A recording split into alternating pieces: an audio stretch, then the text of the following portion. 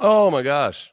I was downloading I downloaded that I Am Athlete podcast with DeAndre Hopkins, and it was like 40 gigabytes. I don't have 40 gigabytes on my meager Mac. So I blame everybody except for myself for that one. I apologize. Hey, CJ Stroud spoke today, the long awaited appearance, because we needed to hear pressing questions about all the things that have happened. So we got our CJ Stroud, and let's just crank this right up. You can hear some of the questions, you can't hear others. I haven't had time to amplify this. When I package this up later and put it out as a single reaction to these various interviews, I'll amp up the questions so you can hear them. Practices with all the vets, feel comfortable with natural out there? Yeah, first and foremost, just want to give all the glory and praise to my Lord and Savior Jesus Christ. It's been an amazing couple of weeks for me. Very grateful for the opportunity that I have, and the first couple of days have been good at OTAs. Just trying to get better every day.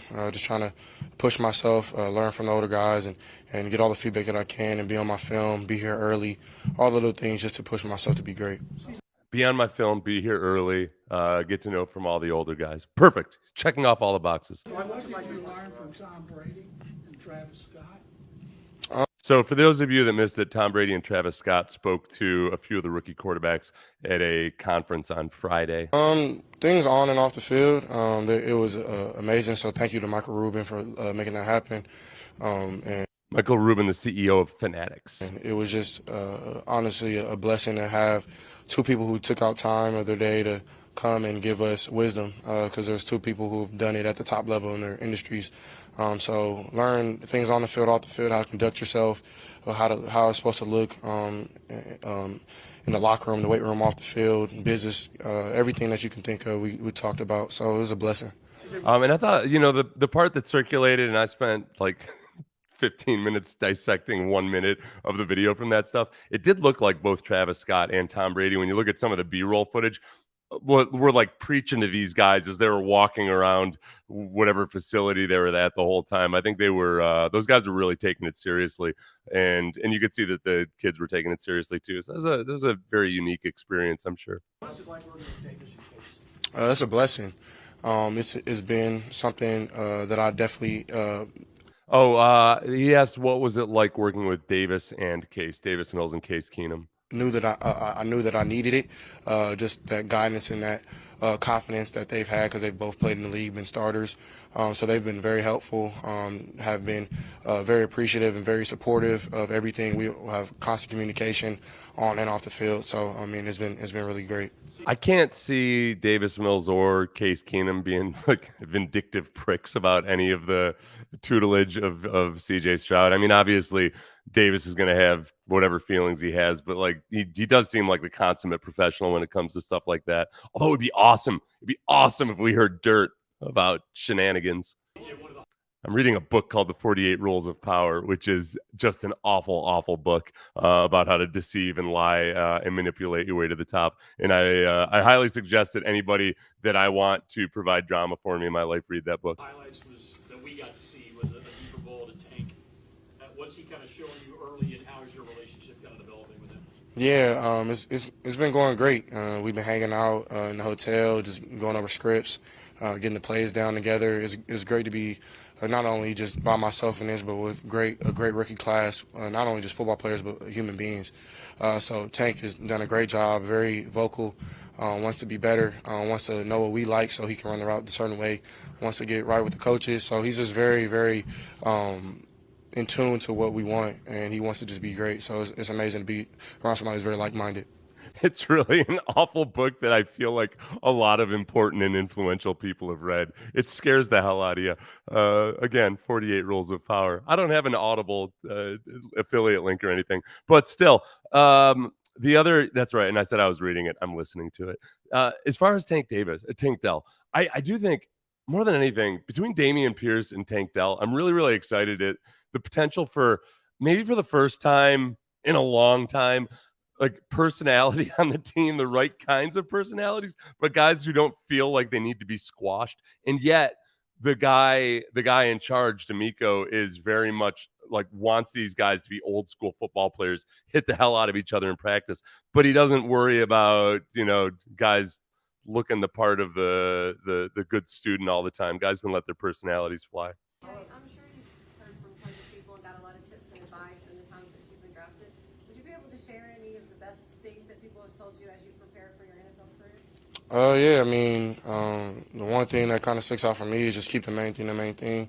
If you take care of football, then everything will take care of itself. So right now, just trying to really just focus on ball. Everything else, I'm trying to do my best to have people figure things out for me, and of course, trust people on my team and things like that. But for right now, man, it's just really for me football. I'm here all day, every day, and just trying to get better. So that's what probably the best advice I've gotten so far is just keep the main thing the main thing. So the main thing, we've talked about this ad nauseum because it's something that CJ has cited, and he heard it again. He heard a version of it from Travis Scott on Friday. I think that's one of those things where you hear enough really successful people say it that these young guys start to realize, okay, that these are the pitfalls and what can happen if you don't keep the main thing the main thing. These guys have all learned along the way, hey, endorsements are great, adulation is great, female admirers are great, but like you got to keep the main thing, or everything goes poof very, very quickly.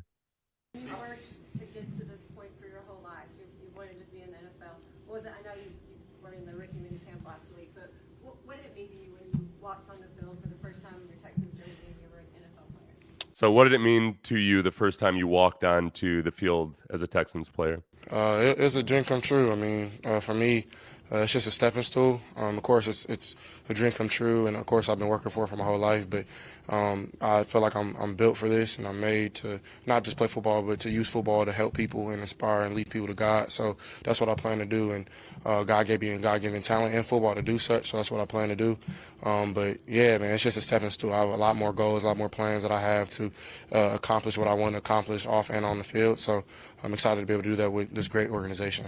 I think, this great organization at the end, that's where it sounded like he kind of went into by the book franchise quarterback, which we're going to see until he gets a little bit more comfortable again. Yes, I do look a little bit like Case Keenum, which I think has been helpful to me and a hindrance to Case Keenum through the years. He probably had to work extra hard to overcome whatever my reputation is. And meanwhile, people sometimes are very polite to me at restaurants because I think they think I'm Case Keenum. So I do my best to do right by Case and tip generously and be polite and not berate the servers who don't deserve being berated. So as far as CJ Stroud, let me get these off of here. What's up, Third? Oh, hey, what's up, Third Coast Sports TV? As far as CJ Stroud and him kind of like having this dream come true and all these things, I do think I've watched some of the Elite 11 from 2019. I got to tell you something. I got a big ass chip on my shoulder now, because CJ Stroud, amongst all these little bastards there at Elite 11 who had been power ranked like top 5 in the country and gone on to do nothing in college. And yet CJ Stroud is the last guy invited to the finals for Elite 11, and he ends up being the MVP. If you guys don't know, for those of you who don't know, it's a 7-on-7 tournament that they used to do before COVID, and then it's never come back, I don't think, right? But it's he won it, and he just I can totally see why he had a chip on his shoulder. So for him, I feel like he might appreciate it a little bit more than some of these guys who've been, I don't want to say have had things handed to them, but have been treated like the next big thing since they were young teenagers. CJ's really had to work and earn it. So I think there's a good chance he appreciates it in a different way than a lot of those guys do. Jay, what's your relationship been like so far with DeMeco and feeding off the energy he's bringing? Yeah, he's a young So what's it like working with DeMeco so far? coach who knows how it is to play in this league and play for the Texans. So he knows a lot about the city of Houston, knows what comes with playing here. And, I mean, he's just been great, very vocal. He's really funny, too. So, it's cool to have a coach that's not all stuck up all the time or, super mad. So he's been amazing, though. Very transparent. Communication's been great. So, yeah, he's going to be a great head coach. I feel like that was a shot at Ryan Day. At least I'm going to take it as such, because that's what you do. As soon as CJ will learn this, as soon as you make a compliment about one person and you have a preceding coach or teammate, people will interpret it all different ways. So I'm just going to go ahead and say Ryan Day must be a grumpy guy all the time. And DeMeco will be grumpy eventually, CJ. Don't worry about it. He'll probably not take it out on you, though. What have Bobby Slowick, the offensive coordinator, and Gerard Johnson, the quarterback's coach, taught you about this offense? Yeah, so they've taken it very methodical and just wanted to get me to learn it step by step, just like how they would teach anybody else. So I feel like I've tried to do a lot of work on my own. So when I come back the next day, that I have that put in the bank to be able to move on to the next install, whatever it is. So Bobby and Gerard have done a great job. Coach Schlo is a great young mind. He's an amazing play caller. So I'm super excited to work with him and Gerard. Of course, I've worked with him before, so it's just good to kind of be back, seeing a similar face, and just getting more in depth of what he knows about the game and the knowledge that he brings. Okay, 3 things there, if I can keep them straight in my head. Starting with Bobby Slowick. You called him a great young mind. I know there's been chatter about whether or not Bobby Slowick and C.J. Stroud would get along. I don't know exactly like to what extent the telephone game has been played with that. But I think from Bobby Slowick, when you first see him and you see images of him and video of him, it looks like he might just almost be like a bookish type guy. The more I've watched with him, I don't think that's a fair representation. I think he is perhaps like CJ Stroud, kind of very serious and very contemplative about things. Like they want to really think about things and grasp them. And I think they might end up working really well together. I know against a lot of people's expectations, I think that might work out because I've watched Slowick talk about bringing along Trey Lance, bringing along Brock Purdy, and it sounds a lot like what CJ just said right there. It's a process. You start, you build the foundation, you build the next step, you build the next step, as opposed to some coaches that really I like try to get guys to learn the encyclopedia immediately. It's not going to be like that with CJ Stroud. Gerard Johnson, I've told you guys before, I really love the fact that Gerard Johnson has an unconventional background in terms of he spent time working as a private quarterbacks coach, which means he's worked with a lot of young quarterbacks, including CJ Stroud at Elite 11. And that's something that's different than a lot of quarterback coaches in the NFL have only ever worked with professional quarterbacks, maybe Division I and then professional quarterbacks, but not really addressing and figuring out what is challenging kids and doing it with multiple reps. You know, guys that have spent their entire lives in the NFL haven't necessarily worked with as many total athletes either. So you get a different tool set. So I like that about Gerard Johnson. Right now, look, I know it's early, but I'm very optimistic about all of that. I don't remember what the third thing was. It'll come to me later. What are the things that are helpful with that, and how do you see the offense starting to open up, just in your understanding of it? It's coming. I mean, it's going to be a process. It doesn't happen overnight. So just trying to learn from the guys who've been in the offense before. Like I know Case has been in the offense before, so just trying to learn from him a lot. Davis knows a lot about the game, so learning from him, learning from some of the vets. And yeah, that's kind of just been my approach, is learning little by little. And Robert Woods, too, has been in this offense. And I think I saw a quote about DeMeco or somebody else talking about Robert Woods, which I like. I know a lot of times it's overstated having veterans who know the system and can be coach on the field. When it's not overstated, it's understated. Like, it's really, really important. Think about Matt Schaub made many millions of dollars basically to be Matt Ryan's assistant quarterback coach in Atlanta, and it worked really well. I think having Schaub there and helping Ryan work through everything made a big difference. That was Matt Ryan, who'd been in the league forever and knew a whole lot about the NFL. Him having Schaub there helped. So I think having Case Keenum, having Robert Woods, having these guys who are familiar with this system hopefully pays dividends. Interactions with Dameon Pierce so far, and can you feel his energy as far as on the field and off the field? Yeah, So can you feel Dameon Pierce's energy? DP is amazing, man. DP is a dog. Somebody who not only going to have your back running the ball, but he's going to pass, protect. But more so than that, man, he's a great person. Just being around him little, getting to know him every other day, man, he's hilarious. He's always upbeat, very positive, and wants to work and wants to get better. So I accept a lot of feedback from him. He likes feedback from me, and we just been enjoying working with each other. So it's been a blessing to have somebody like DP. Thing I would say about Dameon Pierce, and it seems like with Tank Dell as well, Cougs could tell me about this, but also both of them have an energy, and especially Dameon Pierce, just because I know him more and better. Kind of like Mark Ingram, where they've got this energy that could very easily be an annoying, like what's his name, the character in Show Me the Money guy. And what was his name? Was that Tidwell? Whatever his name was, where it's more self-centered. Dameon Pierce is very much focused outward, just like Mark Ingram is very much focused on building his teammates up, and the Jerry Maguire movie, of course. But that's what I really like about these guys so far. It's the right kind of extrovert. Can you talk about what's the biggest difference that you can do?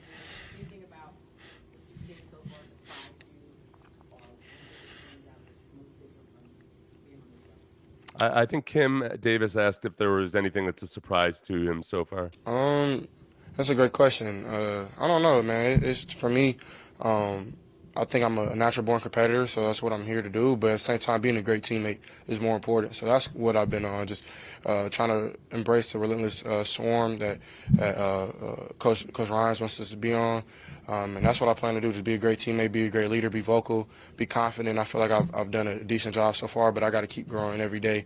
It's not going to be overnight. I'm going to have growing pains and things like that. But I think they're putting things around me, Davis, Case, and the quarterbacks to be successful and lead this team to win. So I'm excited to be in that room to push each other, but at the same time help each other, which is more important.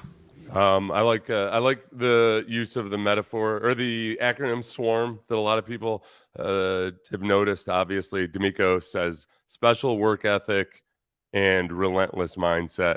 I'm not a fan of it as acronyms go. It's a cool word, SWARM, but I don't like the fact that special is one letter and then work ethic is just one letter and relentless mindset. But whatever. It's people seem to like it in San Francisco. Real quick question. Which metaphor, I missed it. Which metaphor did somebody mix, and was it me? So I can blame somebody else instead of me.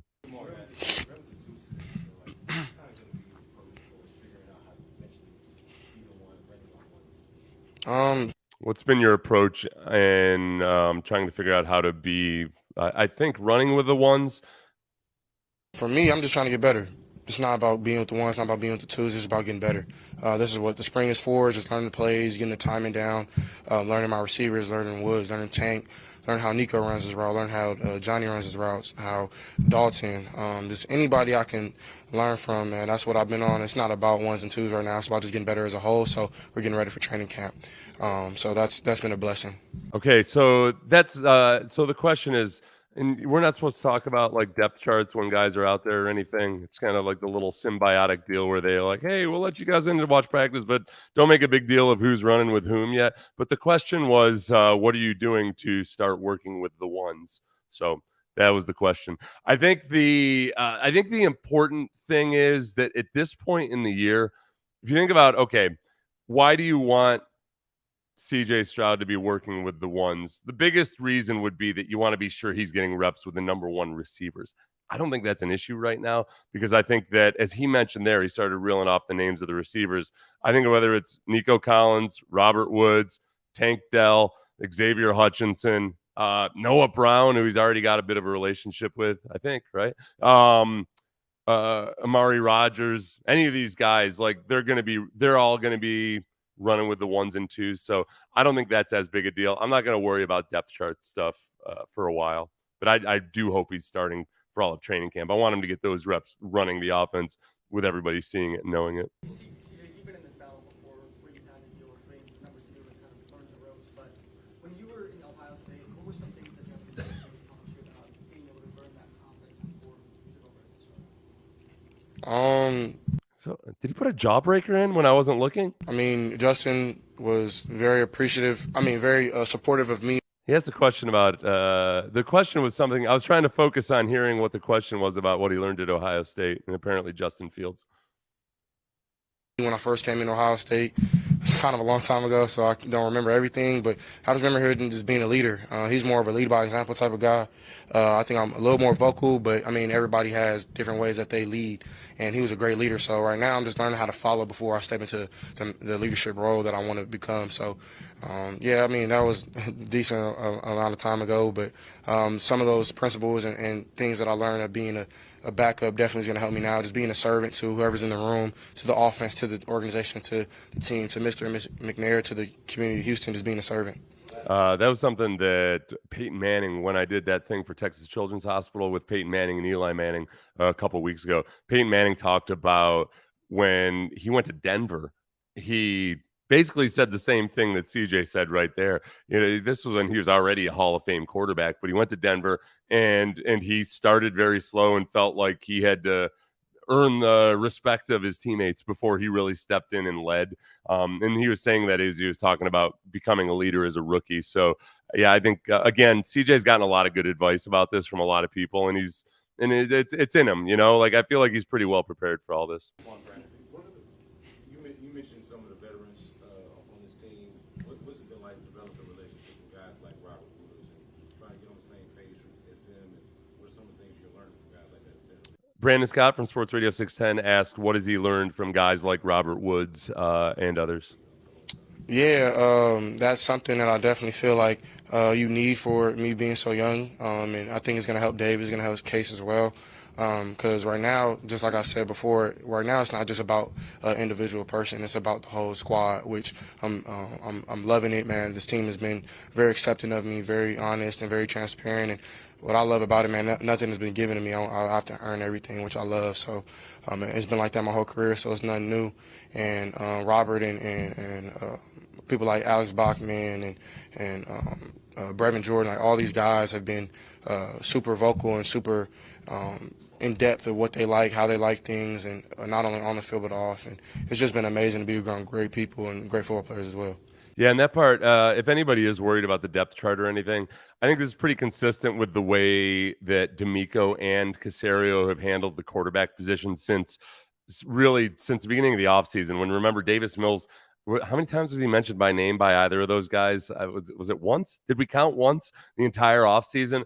And I think that wasn't just like an anti-Davis Mills thing. I think they really want to establish, hey, we're gonna make people work for this job in this position. Thank y'all. God bless. All right, I think I put DeMeco up next. Working well, getting stronger day by day, so I encourage where Kenyon is. Okay, So CJ Stroud, so far he said all the right things. I don't think he's had a misstep since he got drafted, really. I think the only thing that anybody tried to poke a few holes in since he's been drafted or right before the draft was when he had mentioned Deshaun Watson as one of his role models, which, I mean, he's specifically talking about as a quarterback, and he had some experience, and Deshaun had worked with him a little bit. So I think he's just hitting everything out of the park, which obviously doesn't really matter in the grand scheme of things. He's got to play good football. So I feel good about everything, though. Mechie is doing great. Mechie is working on his goal for him is training camp and to get him back to football, and we're right on the correct path with him. John Mechie, so he has a hamstring issue that's keeping him out. I've been hammering this. I know that it's been reported that he's expected to be fine for training camp. I don't care. The guy he was coming off of an ACL, found out he had leukemia, went through leukemia. I don't even like talking about him being expected to be ready for anything, because you don't know how much stress the guy's body has been through. And I would hate to have to end up framing something as he's had a setback or it's disappointing or something. It could be awesome this year. It could be awesome next year. It's just it's a matter of when his body responds. And obviously, and the hamstring might just be completely independent. I don't mean to make it a mole into a mound into a mountain. The hell I'm trying to say. Clowney said he wouldn't mind coming back here. Do you guys have any interest in Clowney? John, we'll always look at any players that can help us win, and so we'll explore all options. So I'll never throw anyone off the table. So everything is always an option for me. How is it with the rookies mixing in with the veterans? The rookies have come along well. Right, guys are flying around. Guys are, they have a lot of learning to do, but they picked up on it very well. They're improving each day, and that's all I ask of them. Just take one step every day, one step better, and those guys they're doing it. So I'm encouraged with all of our rookies. They seem to fit right in. The hardest thing about football is I'm having flashbacks there as DeMeco is talking about that. You're talking about getting better every day. and it's just there's just no damn way to gauge how much better you're getting. You're going against the same guys. You're not wearing pads, so it's like it's the most non-full speed of any of the major sports other than like boxing, and that you just it's hard to gauge exactly how much better you're getting. And I remember that being like something that's very motivating but also very frustrating. Oh, that's frustrating too when I screw that up. Let's get us back up here. What a son of a bitch. There we go. It's about how can I improve as a player. And the guys that are here, they are honing their craft. They're getting better. And it's all about setting yourself up to be able to compete to make the team in training camp. So the guys are doing that, and I feel like the guys that are here are going to be in great shape to help us out in the fall.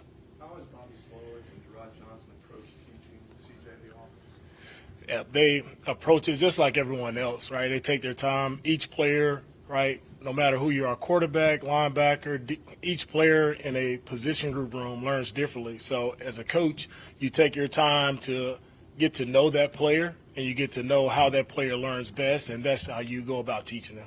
That's something that I like hearing from DeMeco, because I think he's intentional about that. I think he's mentioned guys having individual learning styles and learning how that goes. I do also think like whatever the S2 visual cognition test actually measures, I think the appropriate use of tests like that is in saying, okay, this guy maybe like processes things a little bit differently than this guy, or this guy learns things this way, and this is how I'm gonna have to structure it or teach it. And I think the very best coaches that I've ever been around like understand that completely. They know which guys like actually respond really well to kind of rough treatment. They know which guys go into a tank, and DeMeco's talked about that specifically too. So like it's just more evidence that that's ingrained in DeMeco. That's not just something he read in a book in the off season and he's going to try it for a week and then forget about it. Like that's part of his core ethos of what he does. Your conversations with CJ Stroud since he's been here, has there been anything that either impressed you or surprised you, or anything he said that just really stuck out to you? CJ's been the same from the pre-draft process to now. Hard worker, very intelligent guy. He's a true competitor. So he's been the exact same guy. Nothing has changed. Just excited to see him out on the field working with his teammates. CJ has been doing an excellent job these past couple of days. I would say as a Texans fan, the one thing I've seen out of CJ since the draft was like immediately after the draft when he showed all that personality, which I know people from Ohio State have said that, no, he's done that before, but like through the pre-draft process, things were pretty tight, and understandably so the last few weeks when there was a smear campaign against him. So I've enjoyed seeing that part of him. Since CJ was a overall pick, what's kind of the process towards getting into the starting line? Is the quarterback competition? Is earning? Like, what's kind of that process in terms of? They're saying, what's the process like in either a quarterback competition or getting CJ to be a starter? The process with all our players is to come out and improve and get better each day. When the fall comes, that's when we'll talk about starters and who are the best 11 men to go out there to help us win games. Okay, we're still in the honeymoon period too. So when DeMeco gives non-answers, which you're going to have to do as a head coach, I very much appreciate the fact that he doesn't talk down to us as he's giving the non-answers. I feel like various head coaches around the league and perhaps here in the past could have said that same thing, but been like, look, this is the process. We're trying to find the best quarterback, dumbass. What about Will Anderson? What about the other defensive end slot? What do you see at that position moving forward? I'm looking for, like, again, not just deep. It's every position for us, right? I'm looking for guys who want to compete, guys who want to help us win, right? Defensive line, we want guys who are explosive, guys who are physical, guys who can set the edge, guys who can get after the quarterback.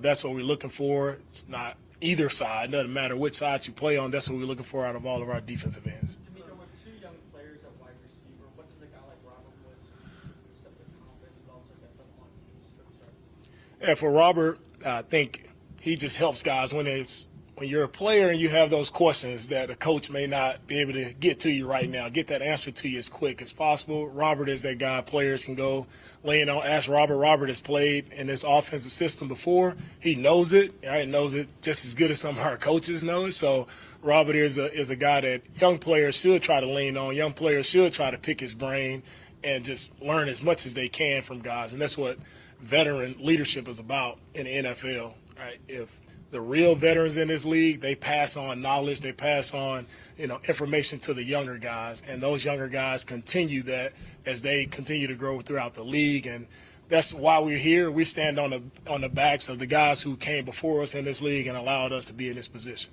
Okay, I almost cut him off there. I got excited. I hadn't thought about that side of it because, I just never thought of it from the perspective of a coach before. When he's talking about how, an assistant coach, and including the assistant position coach, for one, they're coaching 12 guys in a room or on a practice field. Plus, especially while practice is going on, they're executing the practice. So just the time that I honestly never thought about the fact that, whenever you're a veteran player giving the advice to the players, it's usually the second unit is on the field and the guy next to you asks, Jadeveon Clowney asks you something about how do I line up here? What do I do when the tight end swaps and all that stuff? And you can talk them through it in the moment. And then certainly out on the field too, giving guys when a play is called and that offense likes to do something, when you're showing this front, you remind them of that. And that's the part that if it's a true, genuine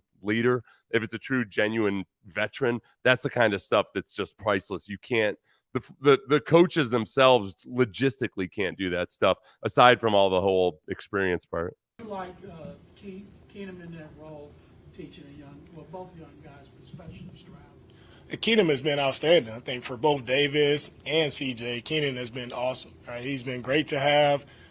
Very smart player. Right? Knows it like the back of his hand. So it's really good for those guys to have Case similar to Robert. Right? Two veteran guys who are very, very sharp guys and guys who are not just in a role to help out, but these guys are competing as well. So that's the cool part about having Case and Robert. Really just focus on ball. Everything else, I'm trying to do. I got my hands keep wanting to go back to CJ. I'm very handsy with CJ today. I apologize, CJ. Usually a gentleman. Part about having Case and Robert. Look at that. I got it right back there. As far as having Case there, look, we've talked about this a bunch. I think that to revisit when Case talked about signing here. Oh, it was with Mark and John on Texans All Access.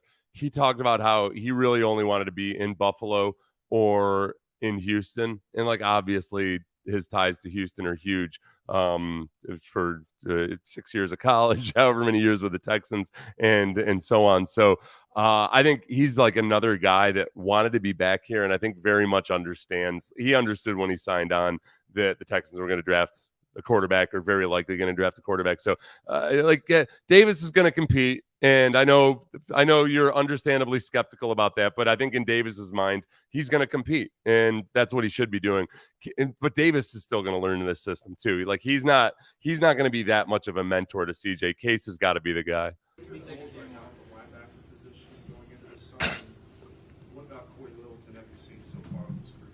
Everybody at linebacker position they've been working hard. Guys are improving every day.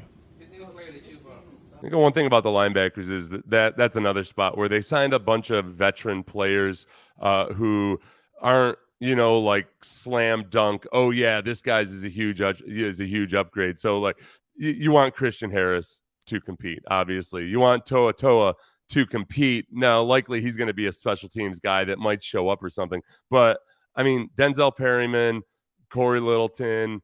Christian Kirksey maybe ends up being somebody that they trade or get rid of for cap space. But I think there's going to be genuine competition there. Gosh, man, there's so much. Jake Hansen, Garrett Wallow.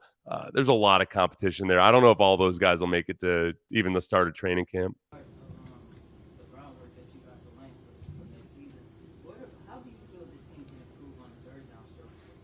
I think that's Cody Davis asking, how will you improve on the third down struggles from last season? I'm not aware of the third down struggles. I'm not really. It doesn't matter what happened in the past. With whatever happened here, it doesn't matter. We're starting brand new right now, and we'll create our own path. We'll set our own path. That's what it's about. It'll be about the 2023 Texans. Nothing that happened in the past right now. we're not concerned with that at all. Yeah.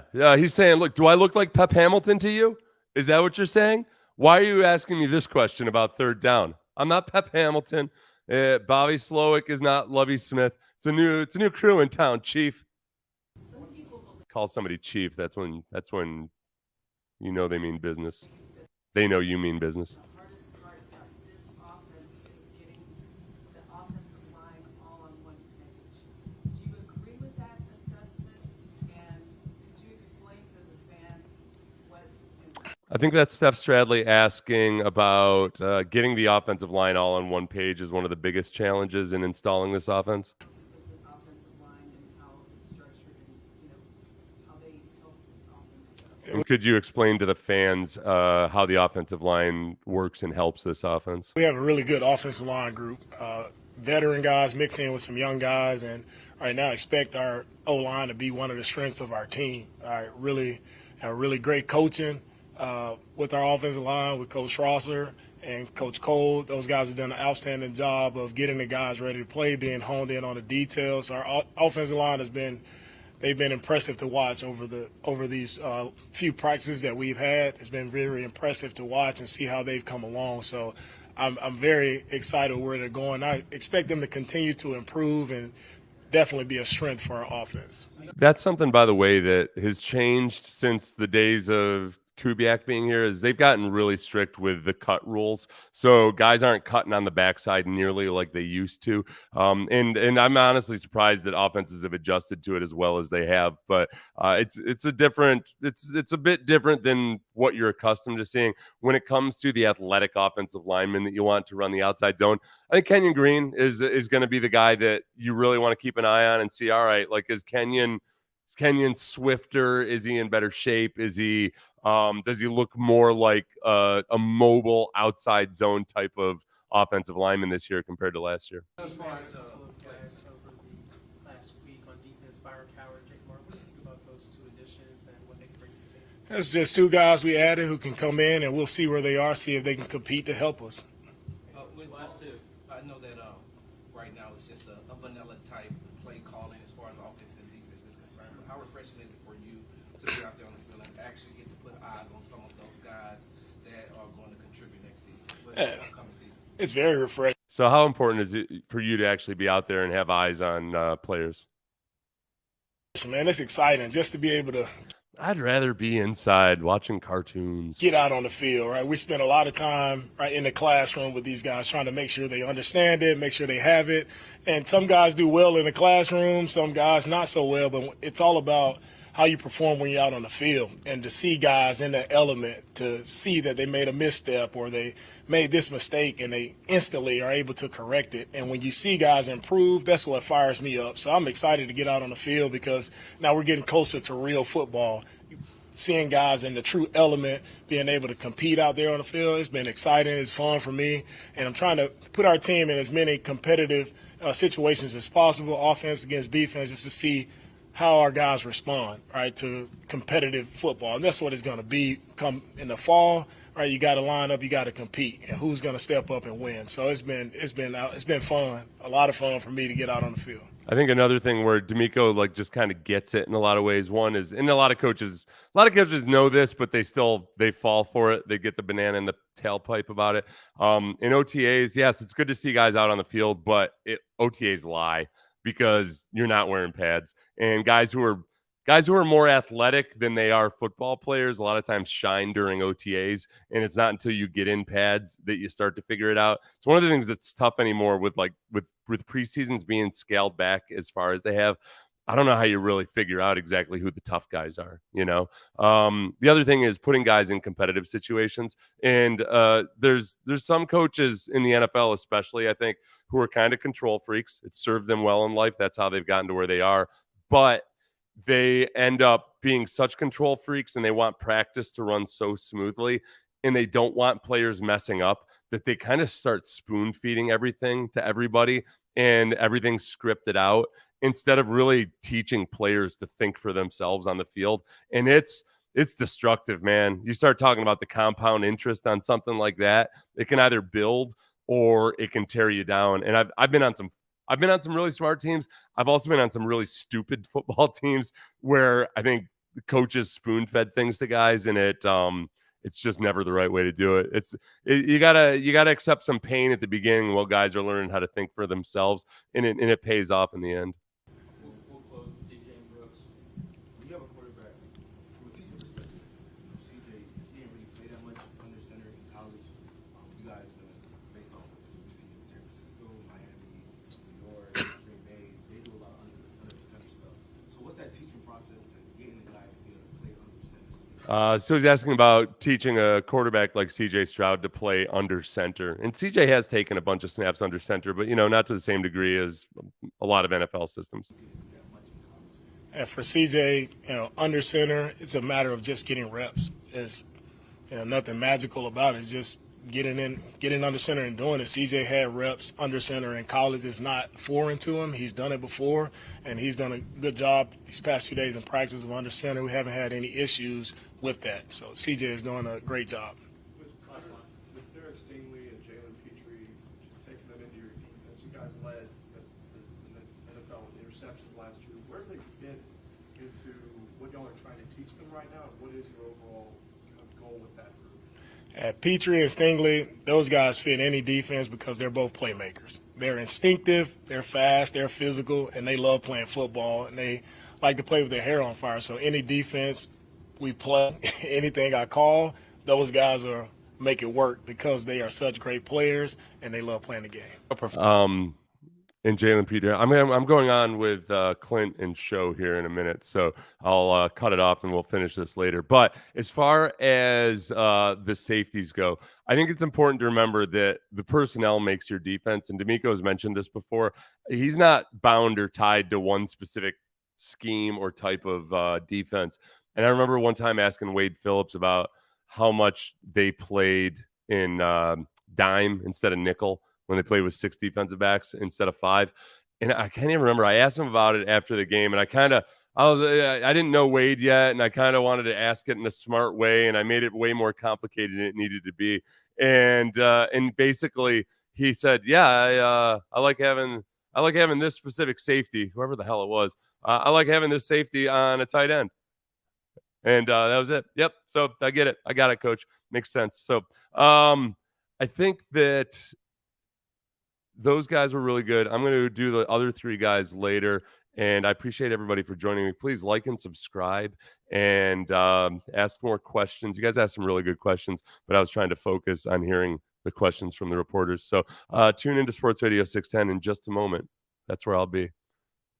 Tell my wife if she calls